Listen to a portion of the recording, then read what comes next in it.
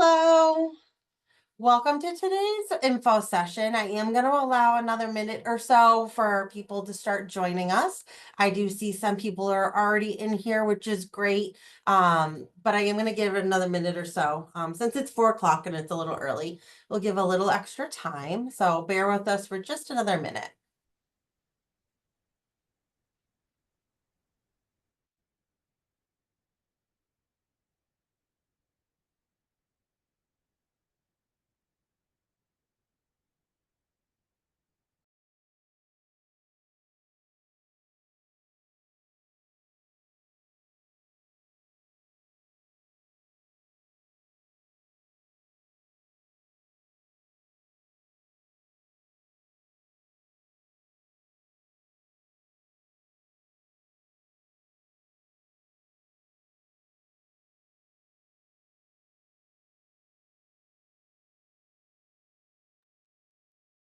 Okay, like I said, I'm just gonna give one more minute. I think one of our students that are coming on, I think might be running just a minute behind. So I'll give them another moment and then we'll get started.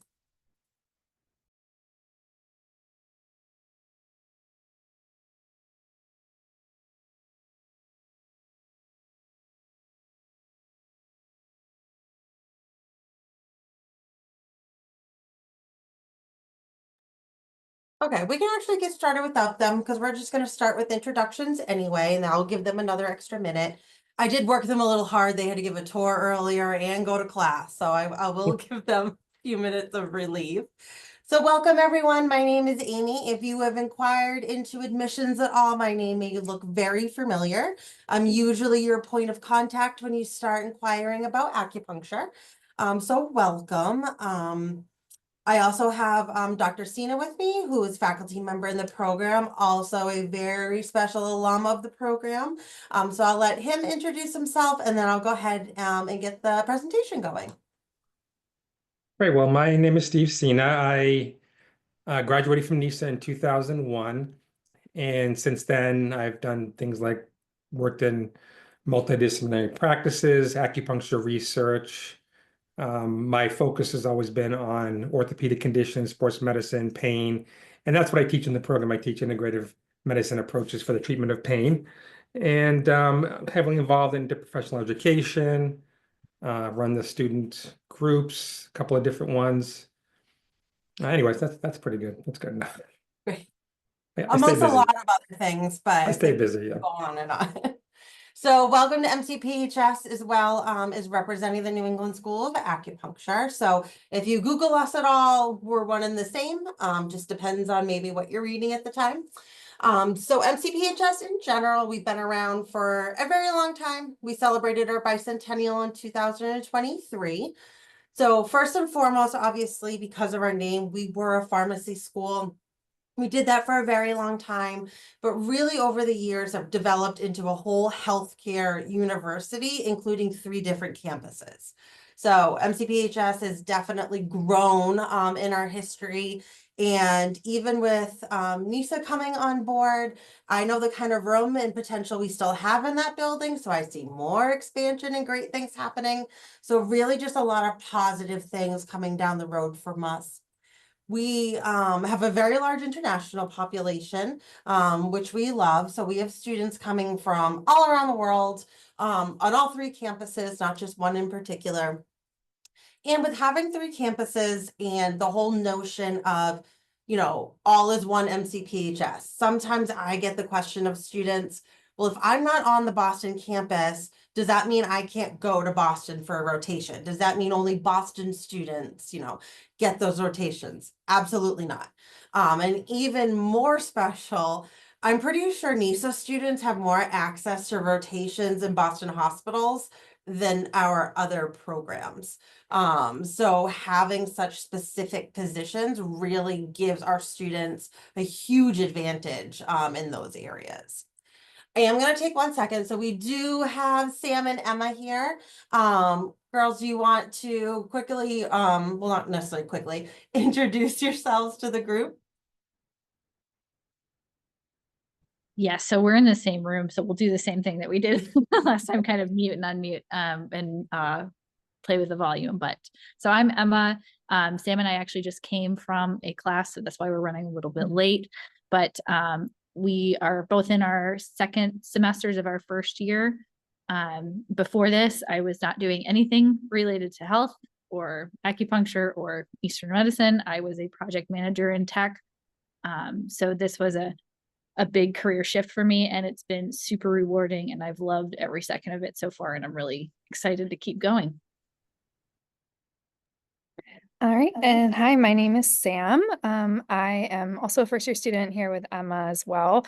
I moved to Worcester for the program. I was living in Boston for about 5 years, and then before that, I grew up in North Carolina, so kind of relocated to Worcester for the program, and I've really enjoyed it so far. We are just flying through our second semester. It's crazy, but we're learning so much, and it's been amazing. I was working at a multidisciplinary wellness clinic in Boston before this, where we had like chiropractic, massage, and acupuncture. So I kind of got to see what it's like to be an acupuncturist day to day, kind of just fell in love with the field and what that can do for people. And it's been really awesome to like actually learn the practice. So it's a really great program here at NISA. Thanks. I also told them you guys were coming from class, and I also worked Emma extra hard today on a tour, so you're definitely excused. Okay.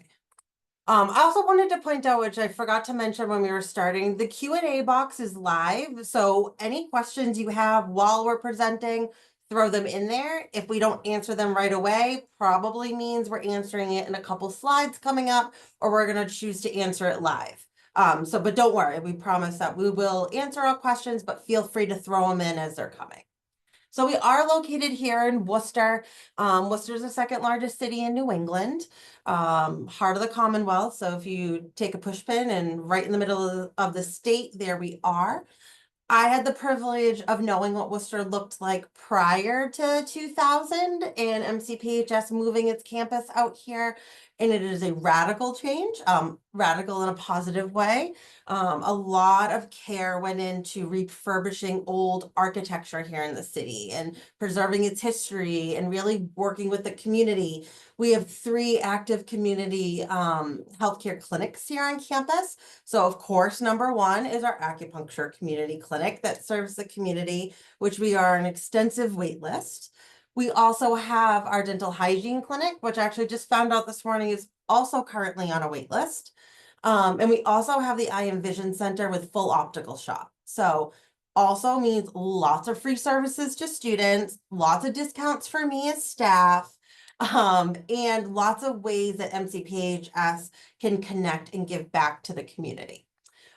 I've been living here a while, so I love lots of things about the city.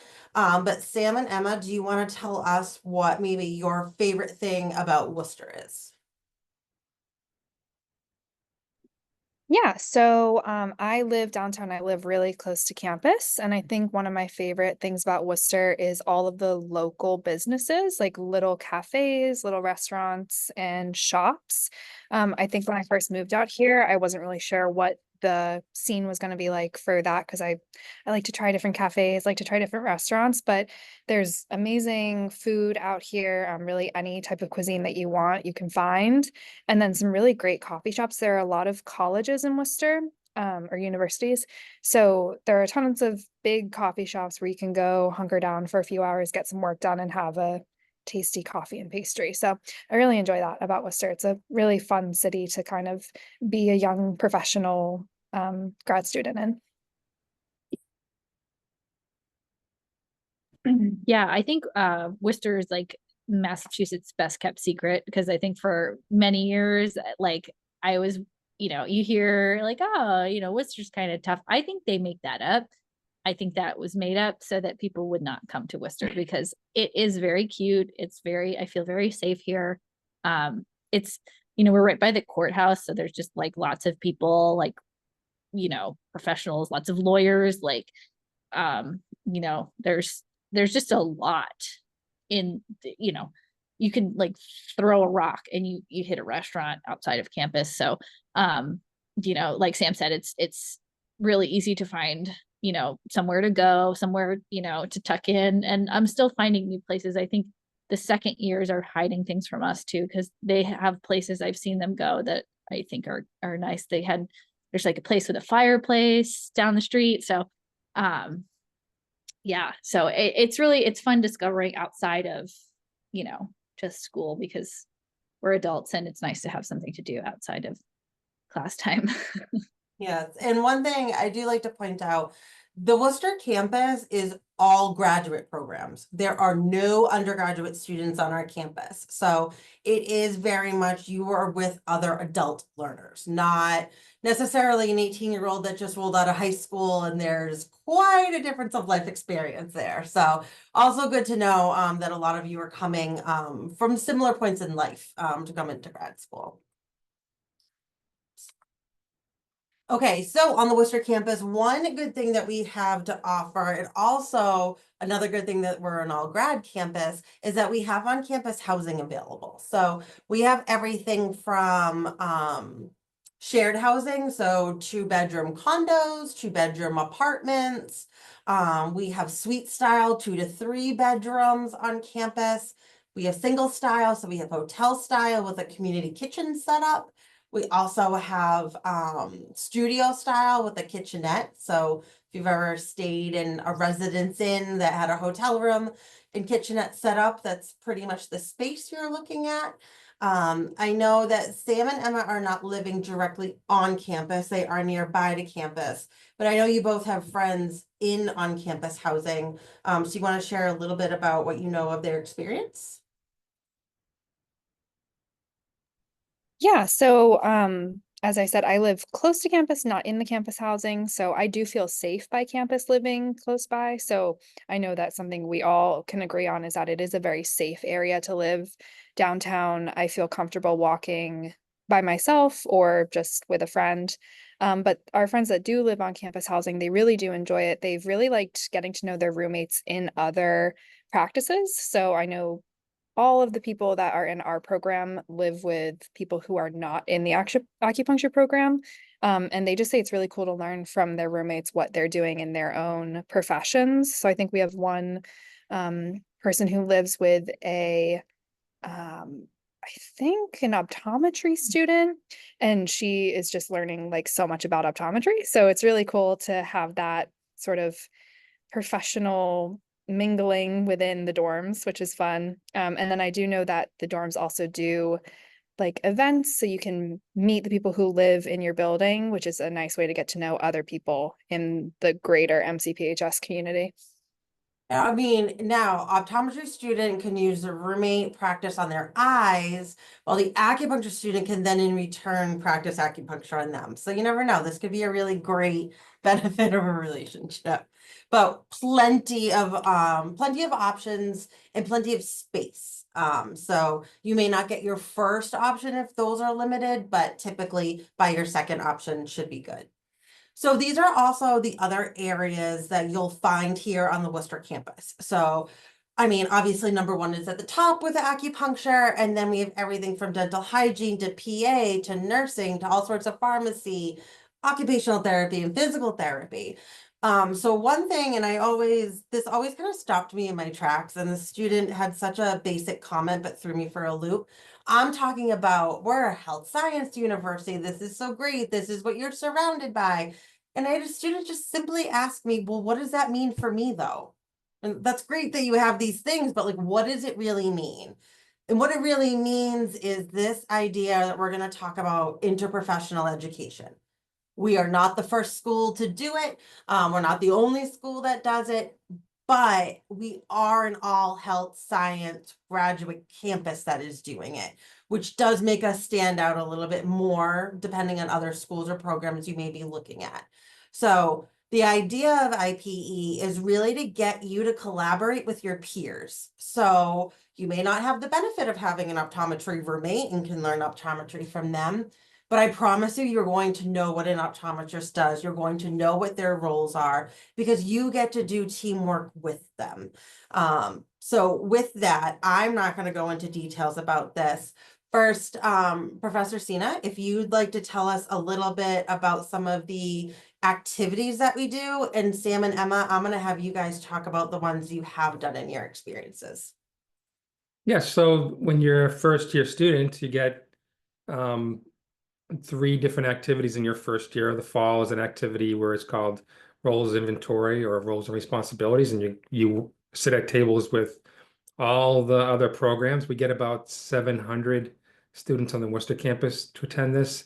And so our students get to meet with all the other students in the other programs relatively in the same year, and then discuss what each roles and responsibilities are, acknowledge where we have similar roles, like creating a differential diagnosis or where we may differ, but it's meant to really educate each other on what we do. And then this Friday, students are getting ready. I know you're getting ready for the book club. So they read a book on patient care, and we have a discussion about that. And then this summer we have it's an IPE day, but it's looking at the opioid epidemic and the role that each of us can play as healthcare providers. And so that's in the summer. And then after that, lots of other things that are involved with small group projects. So we have an event at a not assisted living, but an elderly center in Worcester, a very large one, where acupuncture students and other students from other programs, small percentage of them will come together and work with individuals at the center. We have not a national, but a on-campus interprofessional education group for students where we do an event. We have IPE Jeopardy this particular semester. So if Sam and Emma haven't signed up for that, that's a good one to sign up for because that's a lot of fun because we give a lot of food. And then we're at the restaurant because we hold this at a restaurant. We get about 60 to 90 students to attend that. So yeah, lots of opportunities. And I would say that you look at other acupuncture schools, I don't think you will find other acupuncture schools that offer this kind of interprofessionalism or interactions that we do at NISA. But I'll give Sam and Emma a chance to talk. Sure, I can talk a little bit about this. So honestly, I think, having knowledge of what kind of care a patient is getting from all of their care providers just makes you a better practitioner. It makes you a smarter sounding individual. It gives you an edge that helps build trust with your patient if they know that you're aware of how an optometrist works, how a physical, well, in our case, I think it would be more like what the scope of like a physical therapist or a physician's assistant or a nurse or a nurse practitioner. If we know the scope of what those positions can do, and we're in a discussion where, we're talking to our patient about who they're getting care from, we sound a lot smarter. We sound like we know what we're talking about. And you do, because, you have this experience with other professionals. And, I think it really serves to legitimize the field a lot more that, an acupuncturist knows what they're talking about in terms of Western medicine as well as Eastern medicine. Yes, you're definitely not going to find this at another acupuncture school, but you could find this maybe at other major universities. So faculty, facilities, and student success. I will say that we have amazing faculty members, and we have faculty members that have been committed to these programs for a long time. Even faculty members that remember they were here at NISA before NISA moved out here to Worcester. I know Professor Sina remembers those days very well. But since NISA has arrived here at MCPHS, has made a tremendous difference on this campus. It's offering so much insight to the rest of our programs in a way to really learn and present this whole idea of whole healthcare and that everyone has a place in healthcare and our patients have these options. It's not just you go see your primary care practitioner and they tell you need this and you don't question it and you don't look for anything else because the doctor told me to do this. Well, I mean, having this whole idea in this campus is really, we're blowing that down. That's not true. That's, there's so many options and it's accessible for your patients. So our faculty are really great. We love them. Our facilities, I will say that Sam and Emma are sitting in one of the most beautiful rooms on campus right now. I love that room. You guys have a brand new 5-story building. The facilities are amazing. So I also suggest if anyone can visit campus, please come see us. We love to be able to show you what we have. For student success, Sam and Emma, I'm going to let you both talk about this and what we have to offer for resources for you all as students. Yeah, so one of my favorite options for student success that I've used quite a bit is peer tutoring.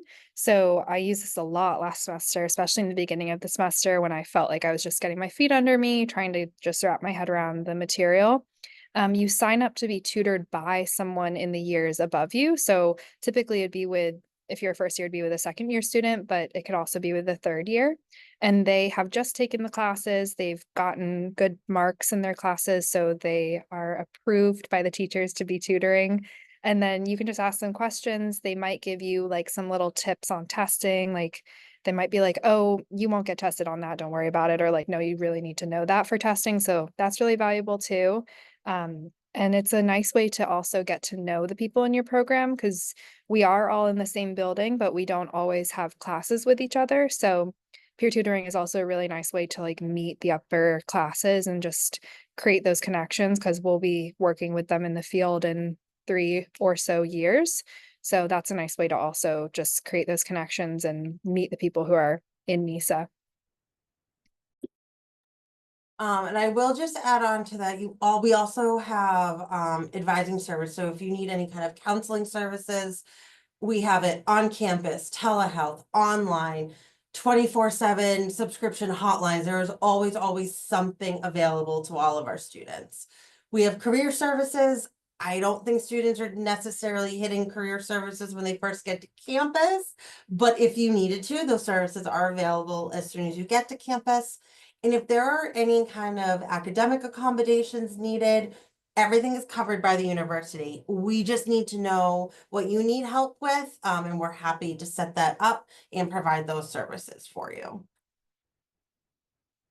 I like to call this our show-off slide or maybe our bragging slide. So, but however, we like to brag a little bit because these statistics were very well earned and a lot of hard work went into a lot of this. We are the first acupuncture program here in the United States. We are celebrating our 50th anniversary this year. So if you want to get interested in NISA, this is the best year to get interested in it because we have lots of fun activities. A lot of great things are happening here on campus. But we're the largest acupuncture school within regional accreditation. And if anyone wants to look up different levels of accreditation, regional accreditation is what you want to see. So definitely we are plugging along. And I actually met with a student today and she had a very good question and she wanted to know through her research that she noticed that some acupuncture schools have been closing. And so her question to me was, is that something wrong with the industry or was it that maybe the school wasn't working out? So the best example I could use was we had about 40 students coming into this year. Now, if I was just NISA, with 40 students, I might be worried. 40 students might not be able to uphold the resources that we're able to offer to students. But because NISA is with MCPHS, that means they're backed by 3 full-time campuses, an endowment, regional accreditation, lots and lots of resources on the campus. So it's not an industry problem. I think we need lots and lots and lots more students to fulfill the need we have here. But NISA and MCPHS's relationship just works very well and it's able to guarantee these resources for our students. I go further, Amy, to say that we're Professor Steven, I'm expanding. gonna let you talk a little bit more Oh. about that and purpose and mission statement. Yeah, so as Amy was saying, NISA is expanding actually, whereas other standalone schools are having a hard time existing. Even schools that have been around for a very long time, not as long as NISA, of course, but are having trouble sort of standing alone. So we're well positioned at MCPHS. So I feel very fortunate to be a part of the school and teaching here. But looking at NISA's purpose and mission statement, it's changed over the years since I've been at NISA, since I started teaching back in 2005. Really looking at the future generation of acupuncturists. And I think of that as contemporary acupuncture. It's an integration between Western and Eastern medicine without losing the heart and soul of Eastern medicine in that process. that's sort of training the future generation of what we hope will be significantly included within the healthcare setting or industry for that matter. And we're seeing that with things like insurance coverage and expansion, and there just aren't enough acupuncturists out there that if Medicare would hit, then it would be, you'd be too busy to know what to do with yourself. But that's sort of what's happening now from what I hear. And when people graduate, it used to take, 5 years to establish yourself, and now it's like 1 or 2. And then there are hospital appointments and things like that. So we're very interested in really helping students come and collaborate and become part of our community, become part of the acupuncture community, not only in the state, the country, et cetera, and really try to offer students the absolute best, all the tools that they need, that when they get out of school, that they should be operating at the highest level that an acupuncturist could operate. Okay, so we're not going to assume that anyone on this webinar, maybe you're starting at square one. Maybe someone told you this whole idea about acupuncture and you're here to learn more. I'm going to let Professor Sina really break it down for us to show us really where our curriculum is based in and what you're going to be learning and getting out of attending NISA. Yeah, so most acupuncture schools are heavily focused on the acupuncture part, of course, as well as the Chinese herbs. But to make up the 5 pillars of what Chinese medicine is, it's acupuncture, herbal medicine, it's Chinese nutrition therapy, it's body work in terms of Asian body work, such as Tui Na, and then it's self-care or movement-based therapy that involves Tai Chi or Qigong.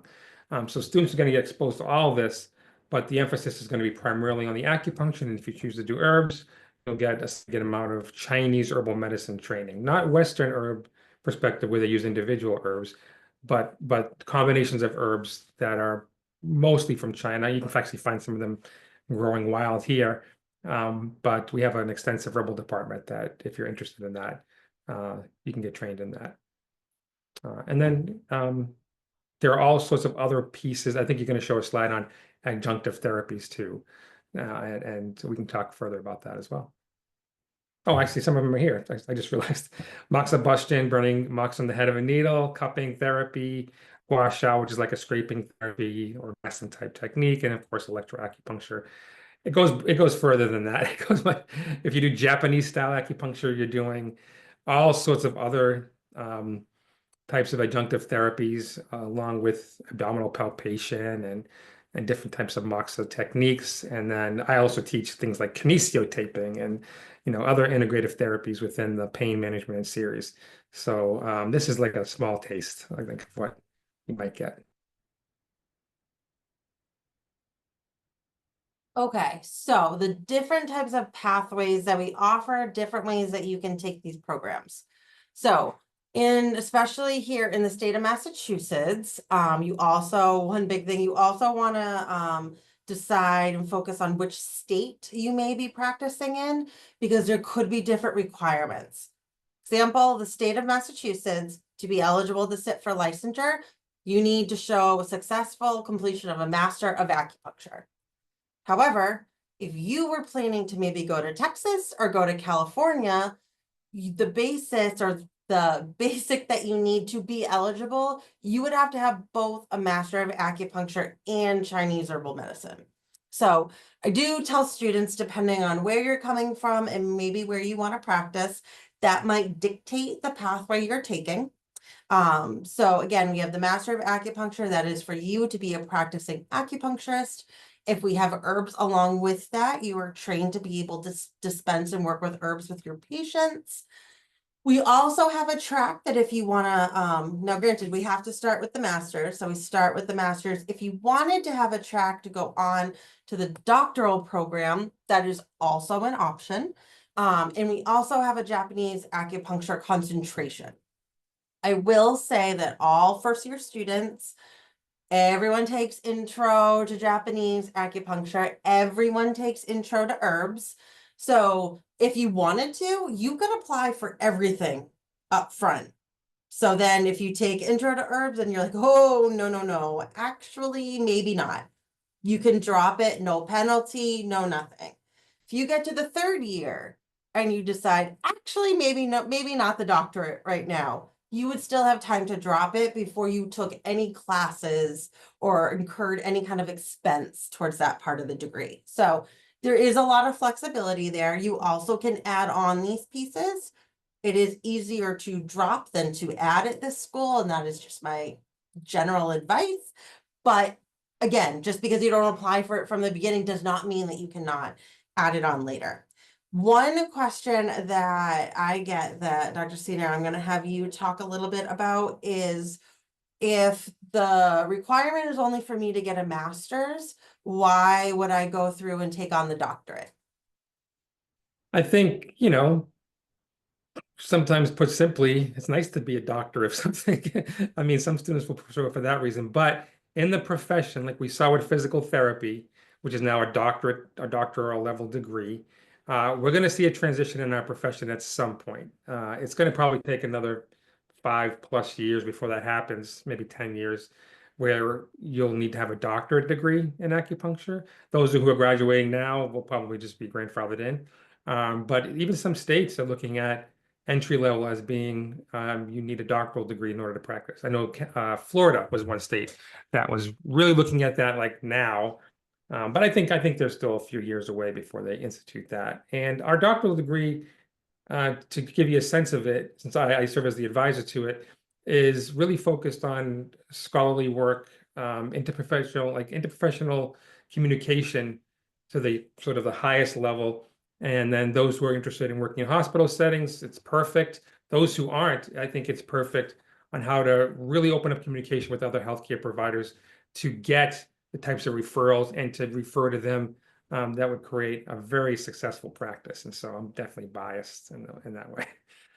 Yeah. Sam and Emma, do you each want to talk to us about the path that you are taking and maybe why you chose it? Yes. So I am currently on the Master of Acupuncture with the Doctor of Acupuncture track. And then I did just add on my Japanese acupuncture concentration. So we take the Intro to Herbs and Intro to Japanese Acupuncture Studies, which we shortened to Jazz this semester. And I'm really enjoying the Jazz classes. It's very intuitive to me. So I want to continue with those studies. And then I did come in with the Doctor of Acupuncture track just from the beginning, because I just figure while I'm doing it, I just want to continue on through the highest level. And I am potentially interested in working in a hospital setting. So I think it's just something good to continue on with. The Doctor of Acupuncture track is also all online. So you can be practicing after you sit for your boards after the 3rd year and be working on your Doctor of Acupuncture. So for me, it made sense to just come in with that. I am not on the herbal medicine track. I am interested in the herbal medicine track, but just kind of taking in what I know I can focus on and how my brain works. I think I have enough right now. And then hopefully I'll be able to do an herbal studies later on in my career. But right now it's not something that I'm taking as a track here. So I'm currently enrolled in everything. So the best way, I actually had a 2nd year student describe, because I had some doubts, some maybe I should drop, maybe I should add. I don't know what else I could add at this point, but he said herbs is great for your overall understanding of the theory of Chinese medicine. It really beefs up your understanding of how the mechanisms of Chinese medical theory work. Jazz is great for building your practical tool belt in your practice. So you can use, because the Japanese style is very gentle. It's great for needle phobic people. It's great for children. It's great for the elderly. There's lots of non-insertive techniques in jazz. So, those are sort of the two things. So based on how, when you start to go through and you see how people practice, you'll start to see what resonates with you and what doesn't. So I think those are the 2 really big points for herbs and for jazz, is one is very practical and one is incredible for your understanding overall. And I think a lot of the herbal students feel like their understanding is much deeper of TCM theory, which can be quite foreign when you're, raised in the US and not used to it. So those are sort of the 2 points I have for the added programs. So we're gonna get to the good stuff now, and I know everyone has probably been waiting for this. When do I get to get my hands on things? So there is some extensive clinical training here at NISA. You start getting exposure, I feel like the day you walk onto campus. But Professor Sina, would you like to talk to us about how the different phases of clinicals work and kind of what we have available to start us off? Sure. The clinical assistantship phase is mostly observation, although depending on where you do your assistantship, sometimes the acupuncturist will let you do other things, like have you do moxa and pull needles and things like that. And so you see here over 90 private acupuncture practices where, maybe you got interested in acupuncture school because your acupuncturist got you interested. Well, chances are you could probably do your assistantship with that acupuncturist. It takes very little work to get them to sort of sign on to being an assistantship site. And yeah, you can see how the businesses run and how what their day-to-day operation looks like. That's the assistantship. And then by the end of the second year, you go into a clinical internship, which is where you're taking on patients. You're working under the supervision of a licensed acupuncturist. There's different, types of clinics out there. And you can see here a list of those clinics. The Shattuck Hospital, a lot of hospital settings. I'm right now at the Family Medicine UMass Medical Hanneman Building Family Medicine Pain Center, which is about 10 minutes from the downtown the Worcester campus. We just opened the Fitchburg campus, so we have to add that to the list. Clinton, that's Health Alliance, and the University of Massachusetts University campus, we now have inpatient services too. So that just got added recently. And so in some ways, it seems like we're adding so many of these hospital settings and we're like, oh, I think we need to make sure we have enough students who can go to these settings. Working on it. We're going there. We're gonna get there. Yeah, because there's lots of opportunities. And this is like Emma was saying, you got to get a flavor, a feel. You get to see how these different places operate. We have a VA hospital piece as well. I know the Clinton Hospital one is going to be oncology. My being at the UMass Hanneman building, we do a lot of chronic pain. So, there's different places. I know that Boston Medical Center also has a pediatrics focus where Maria Broderick, who's the director of clinical ed, does clinics there. So yeah, lots of variety, lots of exposure to these hospital settings and these different types of clinics. Sam and Emma, I know we're still in the first phase on during your first year. Would you like to share a little bit about what your experience has been so far? Yeah, so we first, in the fall, we shadowed interns here on campus, which was really cool because they are the third year students that just took the classes that we're currently taking.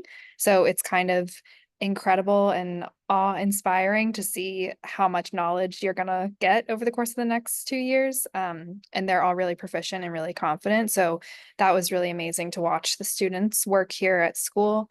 And then now this spring semester, we're out shadowing private acupuncturists in their private practices out around the state and in other states around NISA. So like Steve was saying, some practitioners allow you to do more, some just want you to shadow and observe. But even if you're not doing hands-on, you're still learning a lot about business practices, patient relationships, how to build rapport, how to build trust, and how to effectively communicate the medicine in a way that anyone can relate to, not just someone who knows what the TCM theory is. So it's been really valuable. Okay, not only do we have all this clinic exposure, and not only we were talking about how we have a clinic on our campus, we also have a full working herbal dispensary on our campus. So lots and lots of great resources here.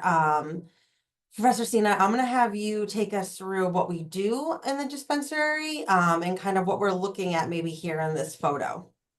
Yeah, so off to the left is Medora. She's the mother of the dispensary, and she creates a really nice atmosphere there that you can't see it, but there's a couch on this side of the camera where sometimes students go to hang out and be around the herbs. Those who really love the herbs can go there. And Medora is whipping up like poultices and salves and all sorts of things in there. So right there, you can also see that that's the raw herbal pharmacy. Tong Mei there, that's May. She's creating some powdered formulas where she's mixing different herbs together for the formulas, and primarily for the clinic downstairs, but also for some local practices. So there's different versions of how we would put the herbs together, or depending on how we want to prescribe the herbs, which is the raw setting, the concentrated granules. We can make tablets and capsules, although my daughter doesn't like to talk about the capsules because it's very time intensive to make those. But we have a full service dispensary for Chinese herbal medicine, yeah, we have great suppliers, and as a Chinese medicine herbal student, you will do 15 hours in the dispensary. So you get a chance to put these formulas together for the clinic downstairs who will be prescribing these different formulas to the patients. Emma, I'm not actually sure. Have you started any work in the dispensary yet with herbs? No, but well, we did a tasting. That was like our first herbal assignment. Was Medora had one of each of the flavors, types of herbs for us to taste. So that was sort of a fun intro. But in your assistantship, you can end up, it's sort of random the first semester, but you can end up observing a dispensary clinical shift. So it's an herbal group of herbal students who are like, doing patient intakes and then prescribing herbs based on that intake. So we've talked, I feel like, a lot about a lot of these different points. So why should you come study at NISA? We talked about resources. We talked about all the hands-on training that you're going to have. We talked about how you get to collaborate with all areas of healthcare. Talked about how wonderful our faculty and our students are. This is also a great time to be getting into healthcare. So not only acupuncture, but healthcare across the board is only expanding. The need is only growing. So is an acupuncture. I know that even just here in the city of Worcester, I know some local practitioners, and they're on waiting lists. And they say, I don't know when I'm going to get off a waiting list. Do you have any more students that may want to come work here? So the need is definitely there. And we're a great institution. Professor Senior, do you want to talk a little bit more about detailed, like where, I know we talked about Medicaid, but kind of where you see how much of a need we need, especially here in New England? Yeah, so the most acupuncturists, I think we have about 1,000 acupuncturists in Massachusetts, but the interest is so high here that you can have very successful practices, even if you're like a block away from another acupuncturist. I know California has a third of all acupuncturists there. I'm sorry, Amy, you were asking about Just your opinion on kind of like the amount of need that's out there right now, especially kind of in our New England area. Yeah, so I work at, like I said, the Hanneman Center, and we're like the best kept secret at UMass, and even then we have a wait list. So I'm kind of nervous about letting other people know that we exist there, because the wait list when we first started there was something up close to 200. I think NISA's clinic is about 300.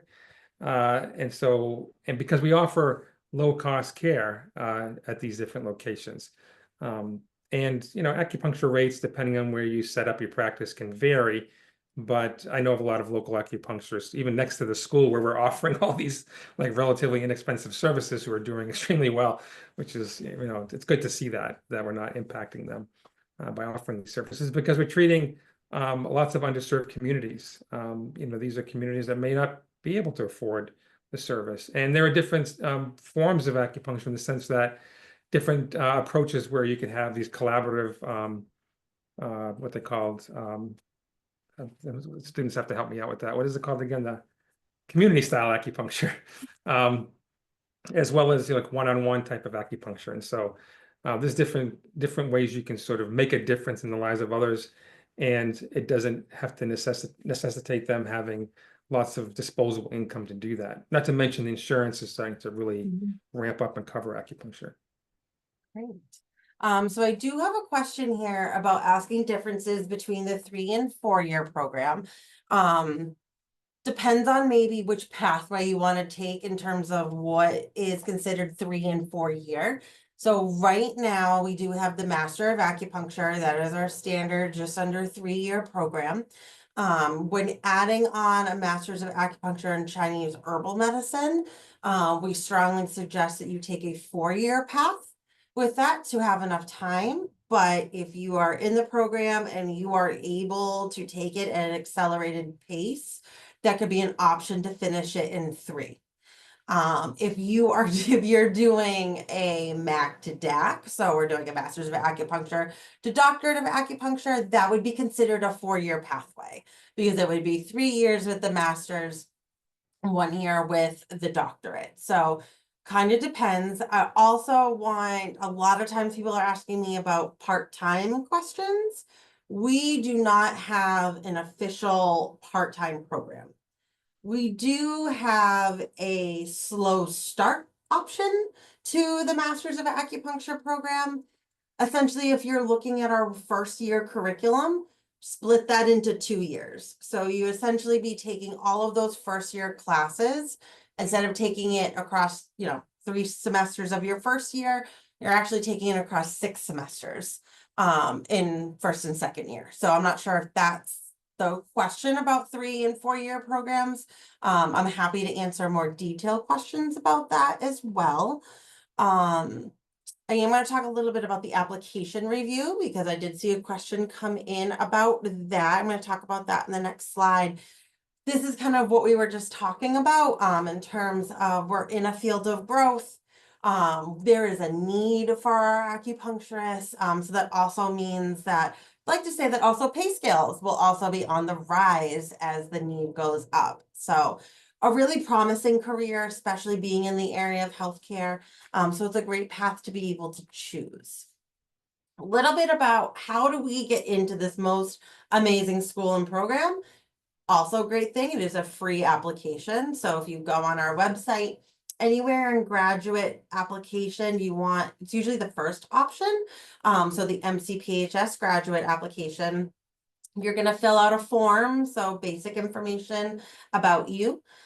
We then ask for a personal statement, and we ask that all of your transcripts get sent to us. So we're going to review your academics. We're going to review really your passion and journey for acupuncture. If your application comes in complete and you meet the requirements, you then will be invited for an interview.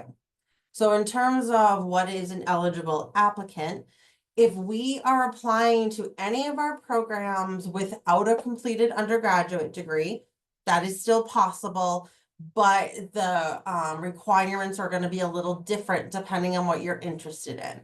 So if we're applying to the master's program, so Master of Acupuncture in Chinese Herbal Medicine, you need to be able to show successfully that you completed at least 60 undergraduate credits. So if you have completed those 60 undergraduate credits successfully, you would be eligible to apply to the master's program without a completed undergrad degree. If we think we want to move on to a doctorate program at all, you would have to be able to show 90 completed undergraduate credits. So master's credits in the acupuncture program cannot count towards that criteria for the doctorate. So you would have to make sure you had that 90 credits from the start if you think the doctorate is going to be an option for you. So if you do have a completed undergraduate degree, then you don't need to worry. You meet all of these credit requirements. If we have anyone on the call that is already a practicing acupuncturist and you're looking for the doctoral completion program, we would need your official graduate level transcripts from an accredited acupuncture or Chinese traditional Chinese medicine program. And if anyone is applying with international transcripts, so even if you're a domestic student, but you took your degree outside of the US, we will require an international transcript evaluation. So companies like WES, World Education Services, or ECE are some of the popular ones. Spantran is also out there, but we will need that evaluation, and that will serve as your official transcript on file.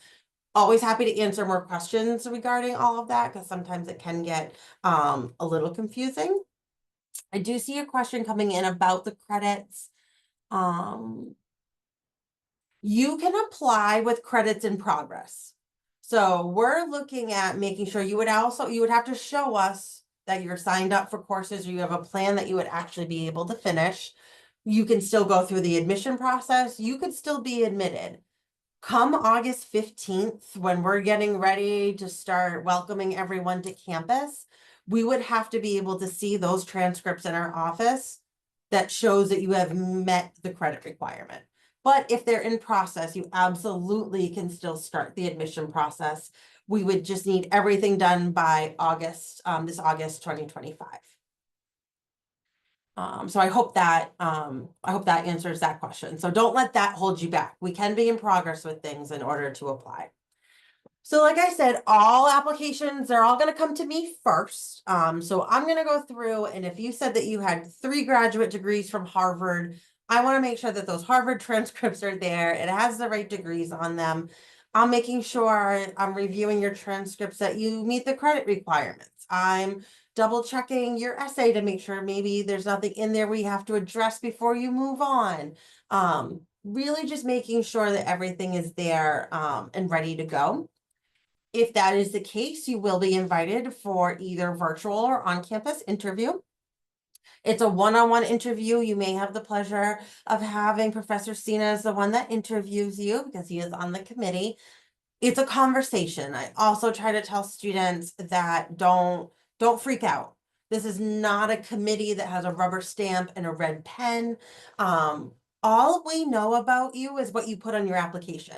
So if you know you and what you put into the process, I don't think there's really any like surprise questions or that can really come out of left field. We love questions. In this review process, it's not just the school reviewing the candidates to make sure that you're a good fit. It's the candidate also reviewing the school to make sure that we meet the needs that you have, to make sure that this is a right fit for you. It's the right environment for you. Sometimes it may not be, and that's okay. But that's really what all of this review goes into for. We want to make sure that you're going to fit perfectly in the program. And we also want to make sure that we know that you can be successful in the program. So we'll go through that interview process. Then you typically have your decisions within a week. So it's pretty quick once we get to that interview portion of the process. I do see some questions coming in. I'm going to leave these frequently asked questions up for just a moment. Okay. So a little bit about Emma and Sam. Do you want to talk about like what your week looks like, how much maybe time you spend on campus your first year, and kind of how you manage all of that? Sure. So, be prepared to be a couple days a week on campus. Fridays never have anything scheduled unless there's an IPE event. So that's sort of outside of, there's no classes typically scheduled on Friday. Sam and I did have one Friday class last semester, but it was online. So we took it from home. So be prepared to be a couple days a week in person. Your first year, there should be at least one online day. So, that's, and it's only, 4 days a week, of classes. So they typically never schedule anything on Friday. And that, so Sam mentioned it's really a great day. Like if you're needing hours, you can go for a full business day, with an acupuncturist, or, go in the clinic for a shift to observe, or work. If you have a part-time job that you'd like to maintain, Friday is a great day for that too. I will also add to that. They are full days. So I guess when I thought about having like days at home, it sounds like so breezy. You're going to be home, but it is a full day on Zoom of class. So just be prepared that it's not a lighter day. It is just a day that you don't have to come to campus. And then the 2 days on campus are also full days with classes typically starting around 8:30, running until about 4:30. So just to be honest and open about like what the timing is, it is a long day and they are full days with classes. They go by fast, and you learn a lot and you do a lot of palpation when you're on campus, which is great. And then a lot of theory when you're home on Zoom. So both ways of having class are really valuable. And then you just have to also make time to study outside of the class time. So I would say, having back to that question about having a part-time job, it's definitely possible. But just know yourself and know that it is a very heavy program. So if you come in with a part-time job, just be ready for that. It might be nice to start the fall just doing class if you're able to, and then see how you're able to add on after that. Great. I don't see questions coming in live at the moment, so I will kind of go through these frequently asked questions. These are a lot of questions we typically get day to day. So in terms of flexible enrollment options, that's kind of what I was talking about, that you could take the first year at a little bit of a slower rate than maybe the full-time program. So that's what we talk about when we say that we have flexible enrollment options. The New England School of Acupuncture on this campus has the most flexibility out of all programs on campus. So we really do try to make a really big effort to make sure that schedules are flexible enough. You know, if students are telling us that this isn't working, that we're listening to them and we're trying to, accommodate better. Maybe there's different scheduling, but we try to be as flexible as we can kind of in all areas. Especially during that first year, we talked about, being at home and attending classes. So in that aspect, we do have some hybrid options, because you are taking some classes online, but it is not a full hybrid program. But you can expect to have some of those courses, those lectures type courses online. We are a fall start only. So keep that in mind, at least for now. Right now, we're only accepting students in the fall. You can have any kind of background to come into the acupuncture program. We have students that may be retired doctors and nurses. I have students that are retired bankers that never took a science class in their life, but discovered acupuncture, changed their life, changed their world, and here they are. So I also try to tell students, don't be scared. Everyone is taking the same courses. Everyone is starting at the exact same start line.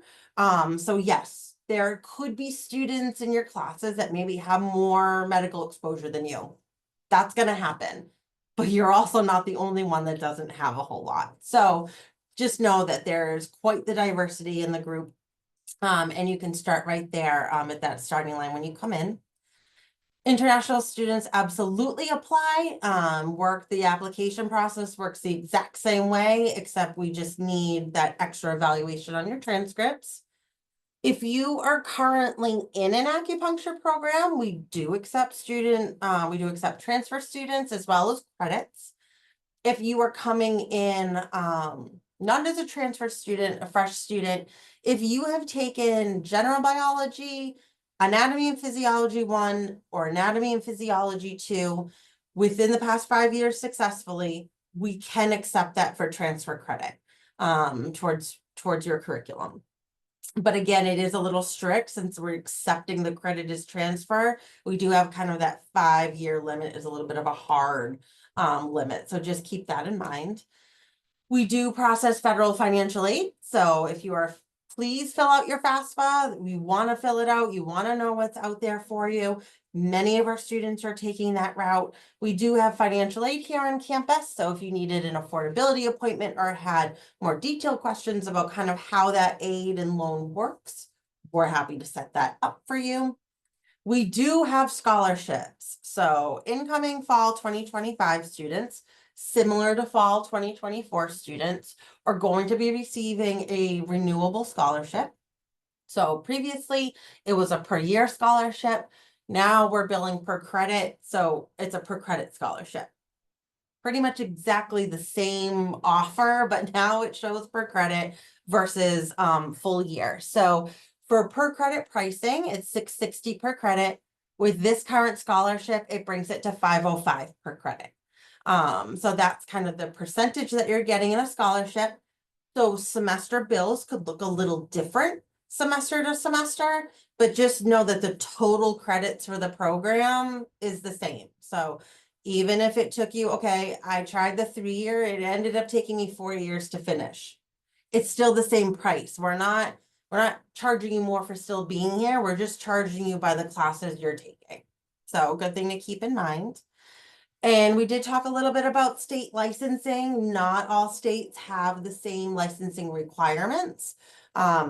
Some states, and I know New Hampshire is a little more lax on this, but I know that you have to have a bachelor's degree in order to be eligible in New Hampshire. So some states may have old rules like that.